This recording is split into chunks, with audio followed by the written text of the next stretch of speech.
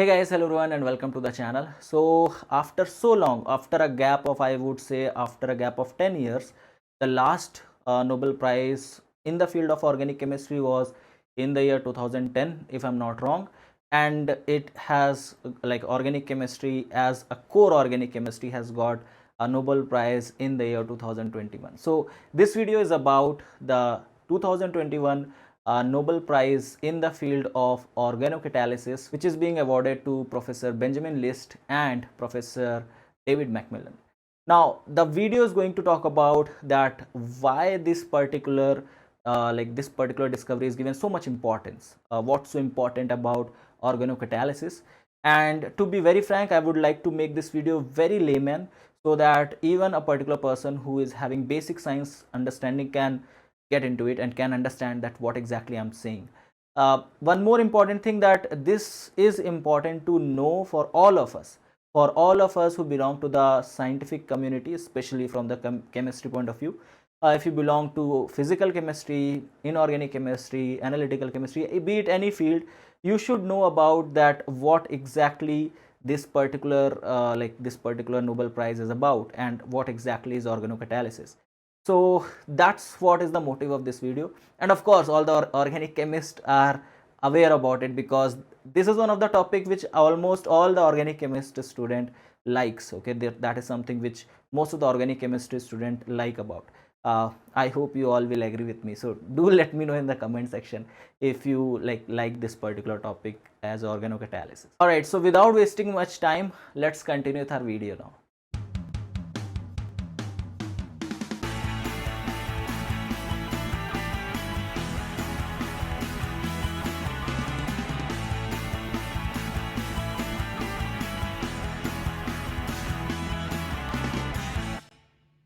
Alright, so we as a chemist, we as basically organic chemists, we like to produce molecules, we like to create molecules.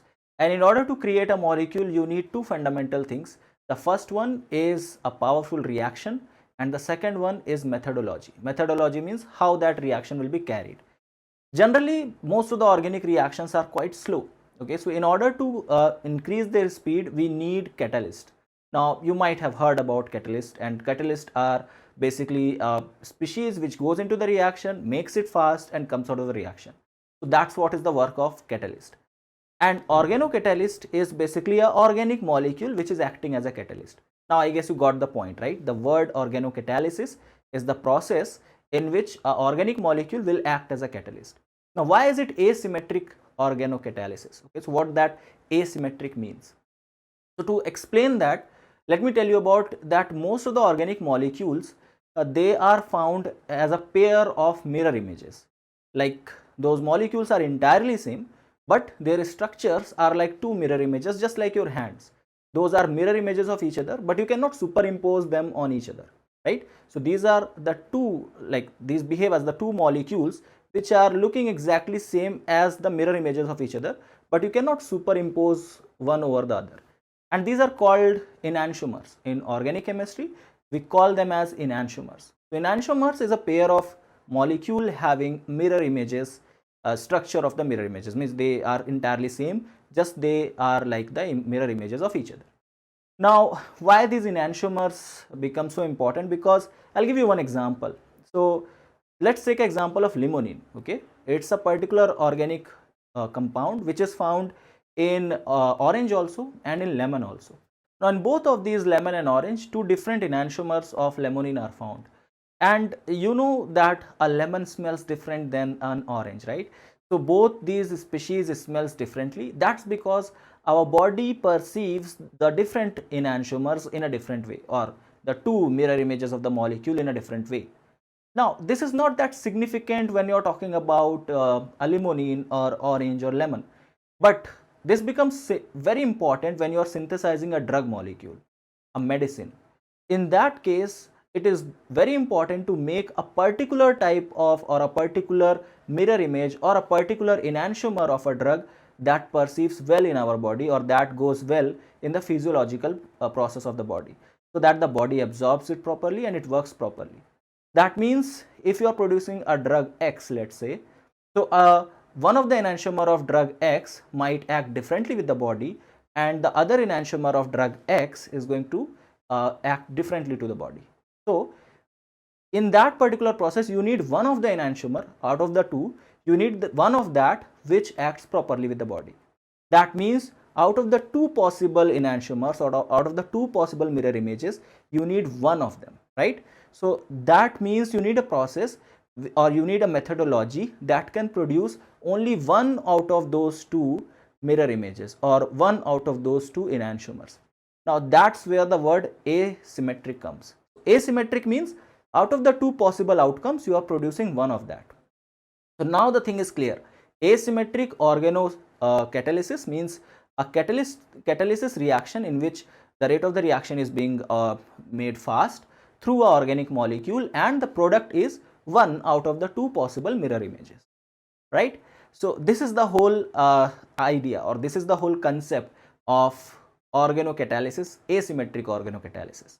Now let's talk about the work which was carried out by Professor Benjamin List and Professor David Macmillan in the year 2000. Okay, so I'll talk about both of them separately because both of them have worked quite differently, taking two different reaction mechanisms as such. So first let's talk about Professor Benjamin List work. So he worked on a very basic organic reaction called as Aldol reaction. Now Aldol reaction, I'm quite sure that if you belong to the organic chemistry background, you already know what Aldol reaction is. And if you don't belong to organic background, or if you have studied chemistry in any of your classes since your class 12th, you might have heard of the word Aldol reaction. That's so basic. Now this Aldol reaction is done throughout our body.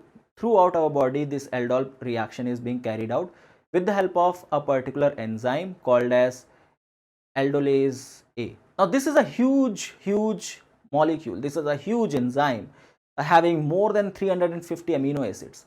Now are all these 350 amino acids responsible for this catalysis or to carry out this whole aldol reaction in our body? So no. Benjamin List found that there are just 3 amino acids which were actually important for carrying out this particular catalysis. Those 3 amino acids were lysine, glutamic acid and tyrosine. But is there any other way? Is there any other way in which we can just take a simpler molecule, a simpler organic molecule instead of that huge enzyme molecule, and we can make the whole aldol reaction possible?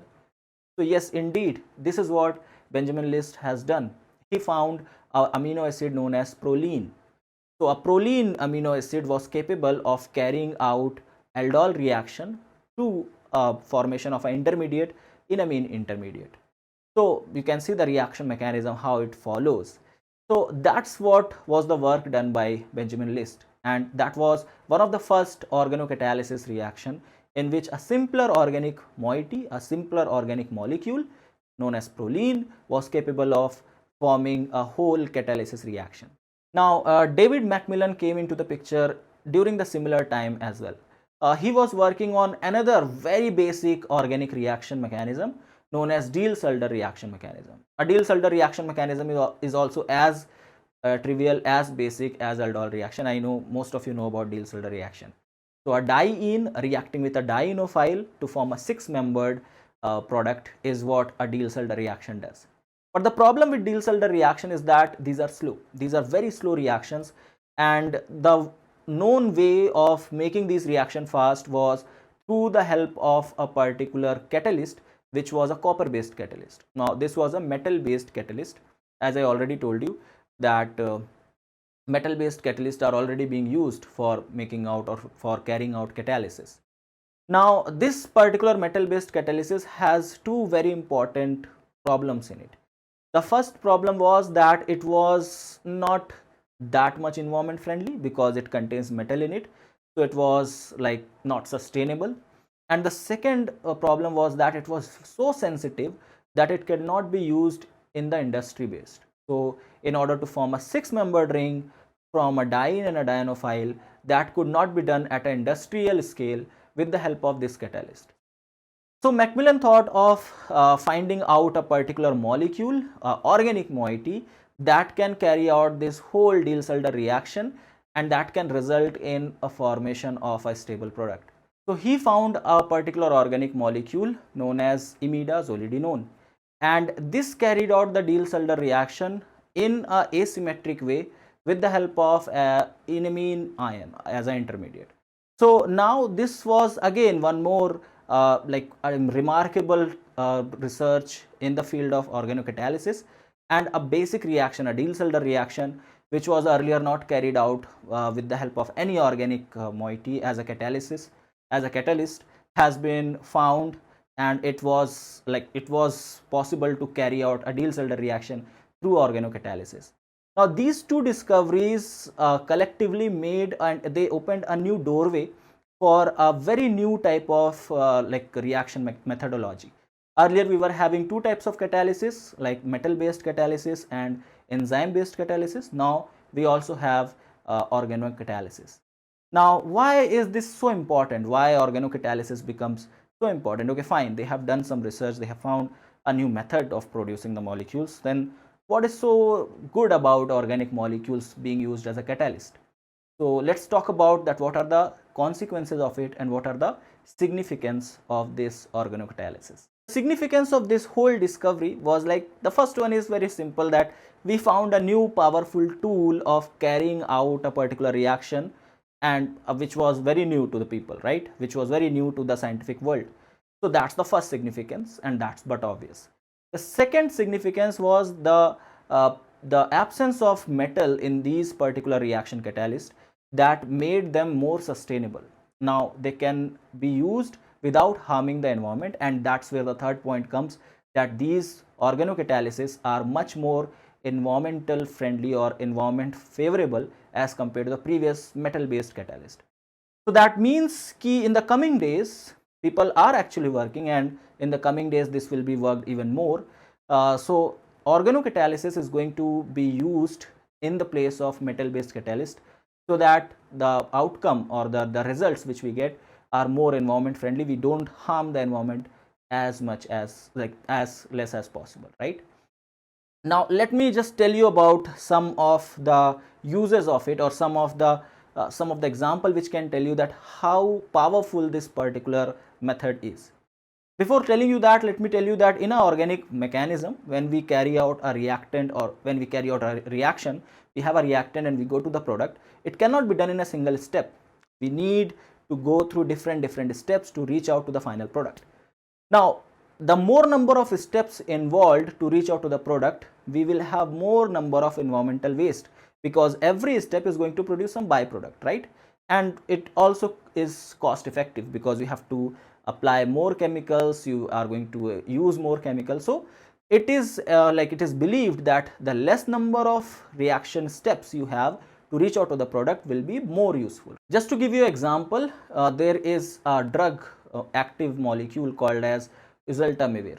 Now this is a active molecule in most of the antiviral drugs, and you know that these days we need antiviral drugs.